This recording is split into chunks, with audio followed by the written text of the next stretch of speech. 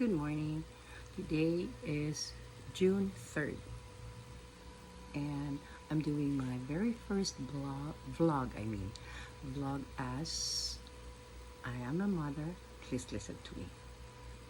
So I just learned of a situation of a young student, female student, na yung kanya palang sinulat na, I would say, love letter, expression of admiration or whatsoever, ay alam ng magulang. So, common sense, pwede naman malaman din ng kaibigan.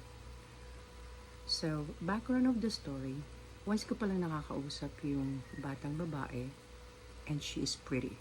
From my standpoint, I wouldn't say a person pretty or handsome, kung talagang hindi. Okay? So, this pretty girl, nagkaroon siya ng parang mutual admiration sa isang classmate niya. Not so handsome, pero matalino yung guy.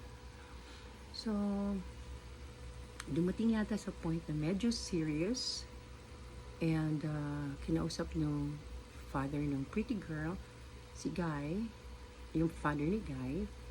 Tapos, all of a sudden, naputol yung usap nila. So, excuse me. Nung naputol na yung usap nila, yun lang ang binanggit sa akin ng pretty girl nung once ko siyang nakausap ng masinsinan. So yes, she admitted na meron siyang parang she likes the boy likes her, nag-uusap sila, and then all of a sudden naputol yung usap nila. Hindi na siya pinapansin nung batang lalaki. So, wala na yun sa akin. Hindi ko naman masyadong pinagsabihan yung batang maganda kasi hindi ko siya anak. Sabi ko lang sa kanya, you're very pretty. Don't be such in a hurry na pumasok sa ganong parang it's still a relationship kahit na admiration lang. So, nawala na yun. After how many weeks, months ata, eto na, yung nakagrupo ko yung nanay ng lalaki. Sabi nung nanay ng lalaki, wala kayo sa ano, parang nagpapataasan ata sila ng ano, yung mga nanay ng parang letter sa mga anak nila. Yung guy na gusto ng pretty girl na yun, o dating gusto, parang proudly said na wala kayong sinabi sa anak ko.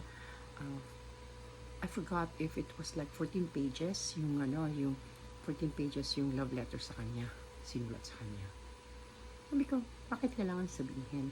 Tapos naisip ko, kung alam ng magulang, possible alam din ng mga kaibigan ng batang lalaki niya. Tapos naalala ko rin yung sabi ng husband ko, although my husband is not that handsome, pero simpatiko siya, yung parang ang dali niya makuha yung loob ng taong kausap niya, especially girls. So, mga love letters daw sa kanya, ang bumabasa, o ang nagbasa actually, is yung mother niya, was mother niya. So, kung ganun ang kalakaran ng love letters, hindi pala talaga personal and private, especially kasi bata then I don't think so na dapat yun, especially sa batang babae, never ever write to the person you like. Hindi ko alam kung parang ano ba yan, crown na meron kang sinulatang lalaki, asset, kung ang dami mo ng sinulatang lalaki. I don't find it like enticing na paramihan tayo ng love letter sa mga lalaki. Kasi in the long run, kung i-chismis din lang naman ng lalaking sinulatan mo, what's the point? Hindi siya nangyari sa anak ko, so hindi ako masyadong parang nag-comment dun sa nanay na narinig ko na proudly said na talagang maraming pages yung love letter na sinulat sa anak niya.